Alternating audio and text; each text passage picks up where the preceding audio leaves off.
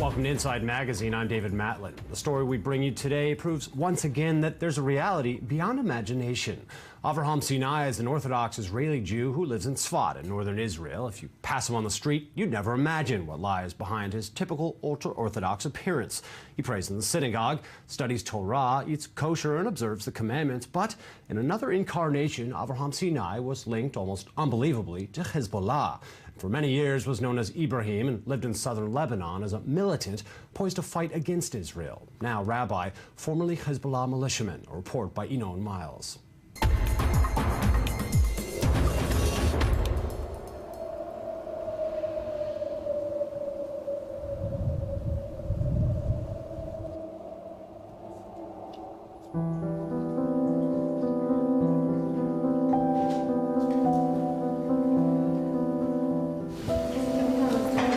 One's missing here.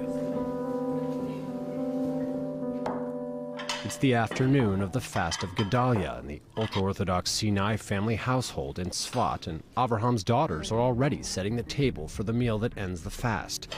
No detail in the setting here gives even the slightest hint of the story of the father who began life so far from where he now is.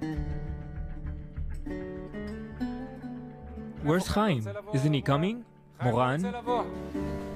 Other than his residual accent. Avraham, are you working on your accent? No, I feel fine. Okay, yes, I feel fine. Is there anything in this house that reminds you of the house you grew up in, that you were born in? Let's say that for the festival, I always slaughter here. I bring a sheep. Yes, and a ritual slaughterer. I bring someone here, arrange it all. That's also what we did in Lebanon.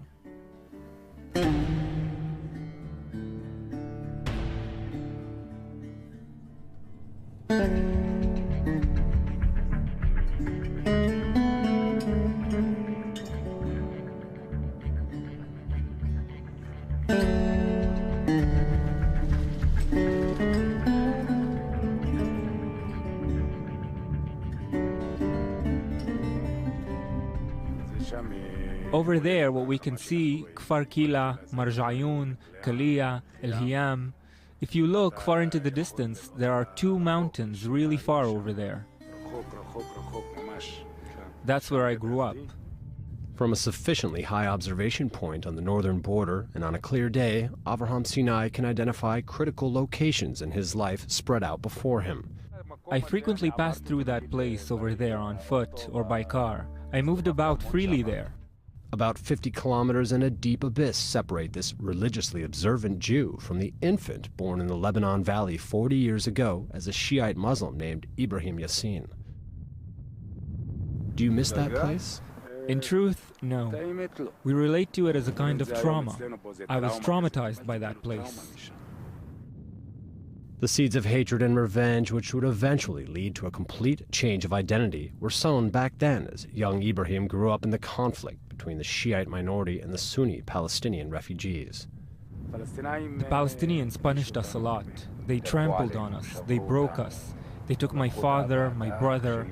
They'd catch me in the forest and hit me for no reason.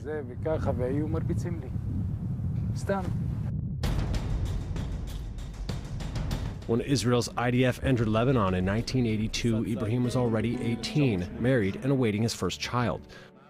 Like others, he also viewed the Israeli forces as saviors, but unlike others for whom tossing rice on the tank convoys was enough. The truth is, for me, I really connected with the Israelis. I was thinking of my own good. If they're coming to help me out, then I'd assist for my own good, because they were willing to be there for me. How did the initial contact come about?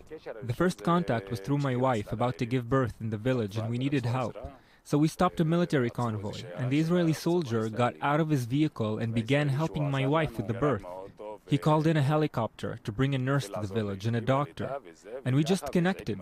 We connected, and I was so happy that I could be with him.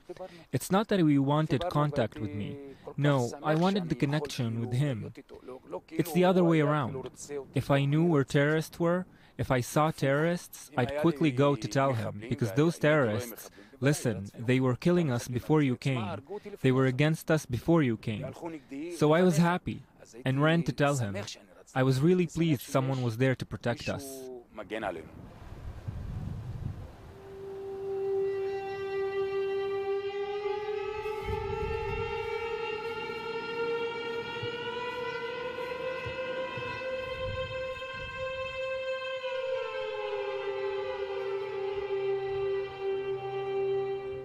I'd come to their base and report everything, work with them.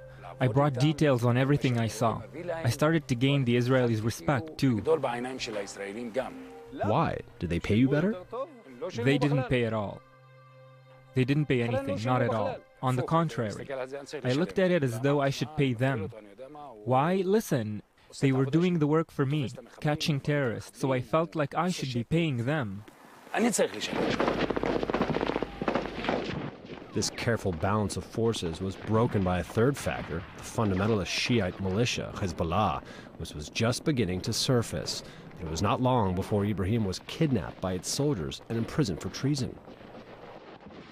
Hezbollah came and ambushed us in our own home. Hands up, an ambush in our home. Me, my father, and 2 others, citizens. We were there in the village, working, farming. They put us in 2s into crates and ejected us with sedatives. I opened my eyes when the sedative wore off, and I'm in an underground bunker, 2 meters by 1.5 meters. Listen, they beat me like crazy. No part of my body wasn't in pain. I was completely swollen. They returned me to the bunker. I'm a lump of flesh. They punish me every single day with electric shocks, beatings. They pour hot water on you, then cold water. They stand on you under a kind of barrel. I was blindfolded every single day and I faint. I faint from the beatings, as though from the moment I faint, I'm dead. So they pour water on you to rouse you, just to beat you again.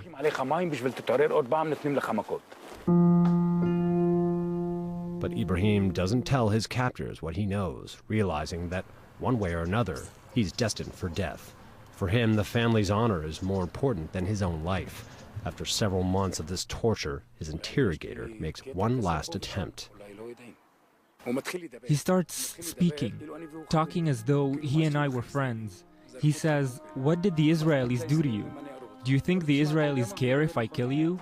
Why should the Israelis care if I die?" Just then, one of the terrorists brings my child in. Your son? How old was he?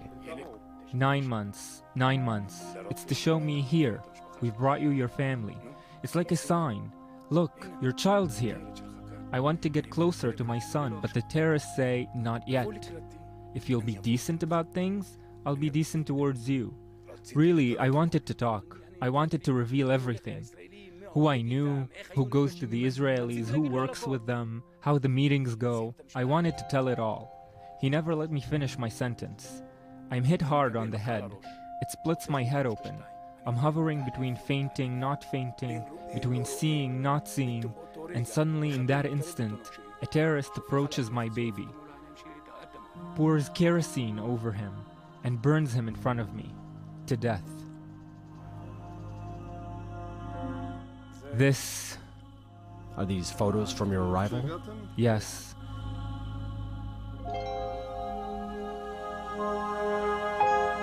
If divine intervention exists, it was the first time Ibrahim encountered it, escaping death by his captors and released as part of a sulha, reconciliation deal organized by his relatives with Hezbollah operatives. He went from being a traitor to a top Hezbollah soldier as an intelligence officer, collecting real-time information, except that in this officer, a flame still burned. I wanted revenge against Hezbollah, against them and the Palestinians and everyone who had harmed us. I wanted vengeance. At some point, I invited one of our family relatives, my father's cousin, and brought his friends to us, to our home. We put on a big spread, and from one thing to another, they start talking about a terror action against the Israeli military base near our village. I was excited. The Israeli guy that I loved and did so much to help us now, well, if I tell him, he'll be so pleased. So I was excited. Excited, an opportunity. I know of every single Hezbollah cell, where each one trains, which vehicles they use, where the missiles are kept. I get up and start running. I meet the soldiers, and he kisses me and cries. He says, "Didn't you see how they burned your child? Do you want to get your whole family burned? Why'd you come here?" Ibrahim is with the Israelis once more. Not just a regular agent, but one of the best. Now the Israelis were paying. Did they pay well? They paid whatever I asked. If it were possible to talk about all of Avraham's exploits, they would probably make for an entire series of action movies. Do you know how many soldiers I saved from death? How many terror attacks I prevented? No one could harm us and remain alive. When asked, there was no one I couldn't reach.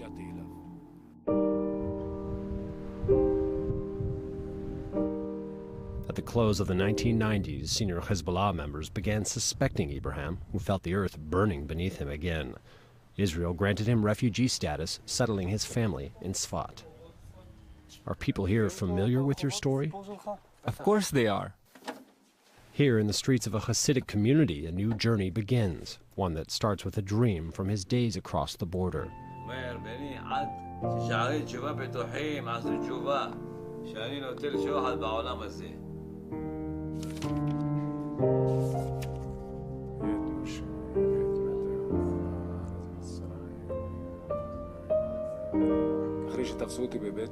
After Hezbollah imprisoned me in that bunker, I turned to God and asked, "Why are you keeping watch over me?" I realized someone was guarding me. I understood that. When I fell asleep at night, I had a dream. I entered an ancient house, like this one you see here. There were 3 rabbis in the house, a library to the right of the door, and I take a book from the bookshelf and tell my wife, "This is the book we're looking for." When I get up in the morning and tell my wife the dream, she asks, "Where is this place?" I say, "Maybe because we're working with the Israelis, in the next world we'll be judged favorably by the Jews' rabbis." 3 years later, I entered the rabbinate. Then I say to my wife, "Remember back then, do you remember the dream I told you about in Lebanon 5 years ago?" She says, "Okay, so?" "Look," I say, "this is the house that God wants us to reach. This is the way." I go in and I'm familiar with everything. Rabbi Shmuel Eliyahu, the chief rabbi of Safed, may God watch over him, is familiar from my dream. It's that very man receiving us. When was the first time you felt Jewish? Once I got here, I felt that I'd become completely Jewish. Why? It's a feeling. You could have just been Israeli. True. Like all your other friends. That's true. I didn't study in order to become Jewish because I believed that I was Jewish. I felt Jewish. We were married here too. This is where I married a second time. I separated from my wife for 3 months and then we held our Jewish wedding. Do you feel that you belong here?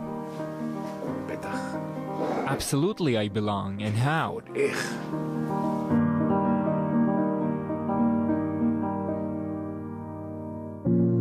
Outwardly, not much remains in Avraham Sinai, the Jewish Israeli of Ibrahim Yassin, the Lebanese Muslim whose daughters understand very little of his mother tongue. Do you know a little Arabic? No? Do you understand Arabic? What your parents are saying when they talk to each other? Only my oldest son knows a little. He knows Arabic. He came from Lebanon aged around 13 or so.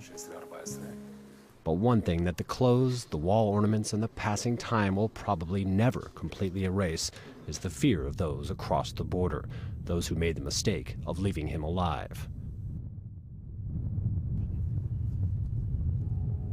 Does returning there to see how things are now ever pique your interest? Listen, let me tell you, even if the day comes when they say there's peace, I'll count to 10 slowly before I'll consider stepping on that soil. Understand?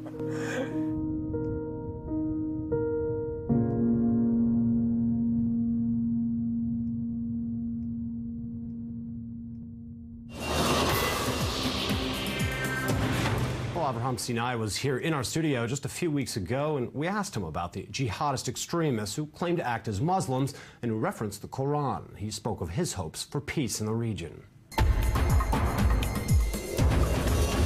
I worked for the benefit of the State of Israel in the early 80s, the First Lebanon War, but in my life I never thought that I am a traitor to my religion, to my nation, to my family. Yes, I worked with the Israelis. I ran without my shoes in front of the Israeli military. And the Israeli army came. It was like the Messiah arrived. He came to save us. So obviously I went with the Israelis and I went with the military, but I went them a lot. Hezbollah and the Palestinians as well. First of all, by the Palestinians. After 82, 85, the Hezbollah caught me and they hung me on my hands in the air and they actually scraped the flesh off my body. Do you have any... They burnt a child in front of my eyes, 9 months old. That's not torture. My wife came to visit me and he did like that with his gun and he hit her over the head and started kicking her with her feet.